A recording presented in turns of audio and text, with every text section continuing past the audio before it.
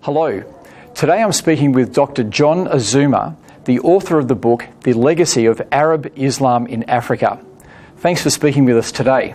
Thank you for having me. Can you please just tell us a little bit about yourself, where you come from and what work you do?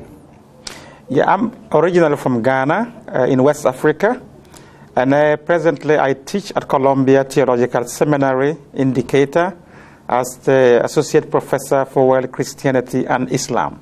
Now, why did you write this book? Well, first of all, I wrote the book. It's a publication of my doctoral thesis, which I did in the University of Birmingham, UK. And I wrote the book because there was very little writing on some of the themes that I wanted to address, that I address in the book, having to do with the theme of Islam's interaction with African traditional religions, the whole history of jihad in West Africa, and as part of that, a very important part of that, the slave raiding and the slave trade that happened within West Africa by Muslim communities. That was why I wrote the book, because not many had written on these kind of themes in Islam history in West Africa. Now, I'd like to look at one of the topics in your book, the topic of colonisation. We know that the Christian West colonised Africa. The West has acknowledged this and is self-critical in this regard. Did the Islamic empires colonise Africa? Well, yes, there was a lot of activities on the part of Muslims in Africa, especially in West Africa. What happened there was not necessarily outside colonization, but there was a form of colonization in the sense that the dominant Islamic tribes conquered weaker tribes and imposed Islamic rule over them.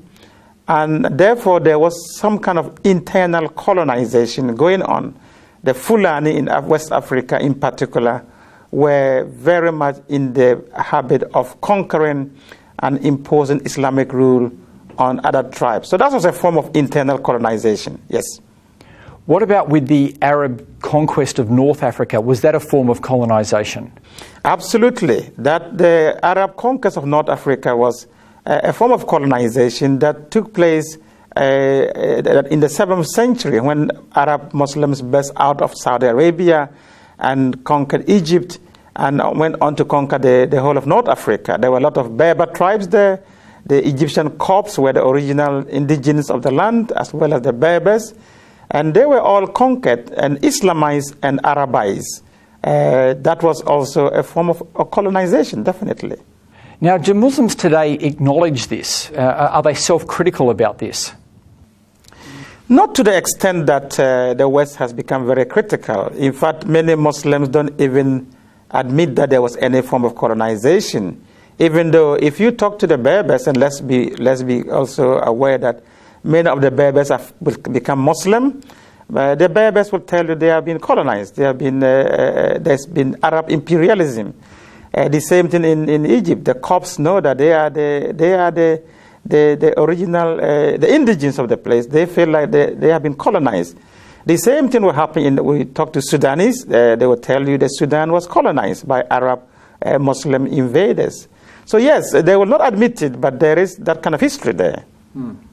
Okay, thanks for that. I want to move on to the topic of slavery now. Did the Muslim empires practice slavery? Absolutely.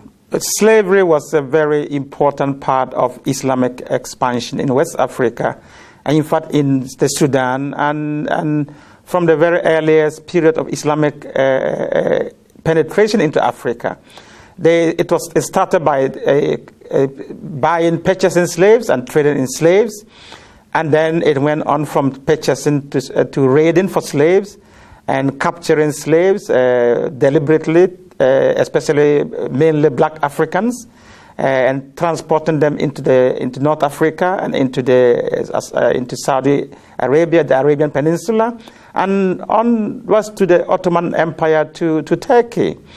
So slavery was a very endemic part of Islamic interaction with Africa. And in West Africa, the jihad's period of the 18th and 19th century involved massive slave raiding and slave trading. And many of the slaves that were captured and sent and sold and taken into the transatlantic slave trade, most of those who were doing the raiding at the time were Muslim communities because they were the dominant tribes. So a lot of that happened. That is not to say that non-Muslim communities were involved in raiding, but the dominant tribes were the Muslim communities that were doing the raiding at the time. The treatment of slaves is a topic that you bring up in your book. Can you talk about some of the differences in the way that slaves were treated in the Western world compared to in the Islamic world? Yeah, one of the themes I explored in my book is this perception that Muslims treated their slaves much more humanely than the Western slave trade. And what I found out in my own research was that that is not necessarily the case, and that there were very harsh treatments of slaves by Muslim groups. It was just a done deal at the time. And one of the key differences I looked at in my book that whereas slaves taken to the West were able to marry and reproduce and have their families, and you can still find large populations of African Americans today in North America and in the Caribbean, you go to the Islamic world and you find very few black remnants of the slave trade, which was very massive. And one of the reasons is that many of the male black slaves taken into the Islamic world were castrated as eunuchs, which meant that they could not, of course, reproduce. And the other factor is that many of the women were taken as concubines by their slave masters, and they gave birth to mixed races, and they were very much absorbed into the society.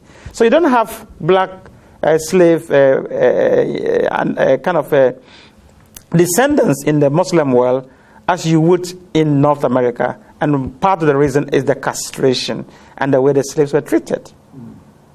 Did the Islamic world abolish slavery? Slavery persisted in Islamic countries far, far longer than it did in the West. The West abolished slavery long before the Islamic countries ever abolished slavery. And they did so under a lot of pressure from colonial governments and from Western governments and from all kinds of activist groups. And in fact, the Saudi Arabia, for instance, abolished slavery in 1961 or 1960 thereabout, whereas Mauritania abolished slavery in 1981. And these were done on paper, and a lot of it is still being done. In practice, there are still a lot of slaves in Muslim countries. And Sudan, during the Civil War, there was a lot of slave raiding going on done by the Arab Muslims in the north against the animists and the Christian Africans in the south. So even up to the 90s and this century, there was still capturing of young African men, boys in the Sudan for sale. So slavery continues, even though it has been abolished on paper in many Muslim countries. I often hear Muslims talking about the golden age of Islam, and they look back to this as the time when Islam ruled, and this is the golden period that they look back to. What's your understanding of the golden period, the golden age of Islam? Yeah, it depends on which Muslims group we are talking about, but the golden age of Islam, many Muslims look back to the period between the 7th and the 9th century, when during the Abbasid Caliphate, or rather from the 9th century to around the 13th century, during the Abbasid Caliphate. They talk about it as the golden period of Islam. But if you look at that history, it is fraught with difficulties, with a lot of problems. Yes, a lot of progress was made under that period. There were times of very stable rulership. There were times of progress in terms of learning and science and exploration. There was a lot of that going on, but that does not necessarily, and that was the time that Islamic orthodoxy was formalized. So there were a lot of milestones within that period, But in terms of golden period, I think it's very tricky to begin to talk about golden periods. If we look back and look at how messy the whole situation was at that period and many other periods in Islamic history, just like many of the other empires. Yeah, because from what you were saying, it was a time of conquests, colonization and slavery as well. Absolutely. With everything else. Absolutely. So there may have been those great moments, but there's still conquest, colonization and slavery is part of it. Absolutely. And during that time, it has to be said, Muslims were not the only ones who were conquering, other people were conquering also. And slavery, yes, during the 9th up to the 13th century, slavery was still very much an Islamic phenomenon as compared to the West. Of course, there was ancient slavery in many other societies, but in terms of chattel slavery, in terms of slavery as an institution, that was profitable. That was very much still an Arab Islamic preserve until the West came in sometime from the 15th, 16th century onwards. So yes, there was a lot of that as part of that so-called golden period of Islam. Now, discussing these ideas in our universities is not always an easy thing to do. In your book, you write, hence, in the study of Islam in the West, the dominant convention is that a critical approach is reserved for the Christian past, but forbidden for the Muslim past. The net result is a romantic picture of the history of Islam, avoiding and sometimes denying such issues as the jihadist slaughter and mass enslavement of traditional African believers. Can you just talk to us a bit about your experience as an African in the Western universities talking about these issues? Yeah, that is actually a very important question. I, as an African who embarked on the study of Islam in Africa, was very frustrated that, especially back in the 90s when I was doing my studies, that Western academics were shying away, almost self-censoring on these difficult themes of jihad, of the violence associated with jihad, and the slave raiding and slave trade that was very massively undertaken by Muslim societies in Africa. And some only noted in a footnote, and we don't want to discuss it. And that was very frustrating. Meanwhile, they will go at length and talk freely and openly about the Western transatlantic dimension of slave trade.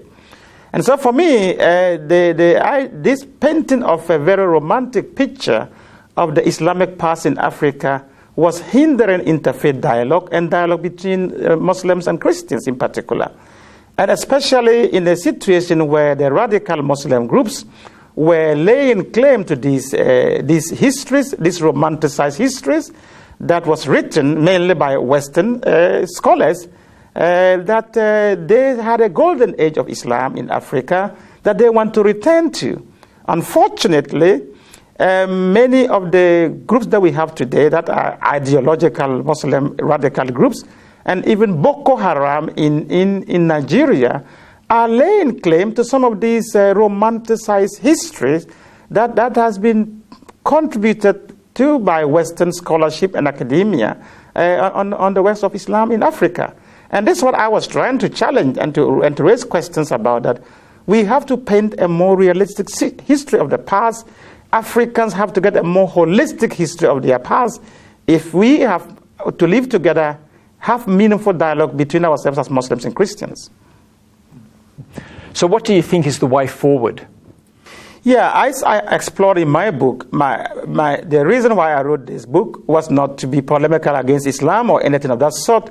It was simply to say to African Muslims, my co-Africans, fellow Africans, that look, both on the Islamic and Christian fronts and on the past, we have difficult histories with the way these traditions interact with Africa. So we need to take both histories critically. We need to study the histories critically instead of denying and romanticizing one history. Because when we do that, we are not going to, unless we understand our past very clearly and honestly, we cannot move forward with any sense of integrity and mutual respect. So the whole idea is, how do we move forward?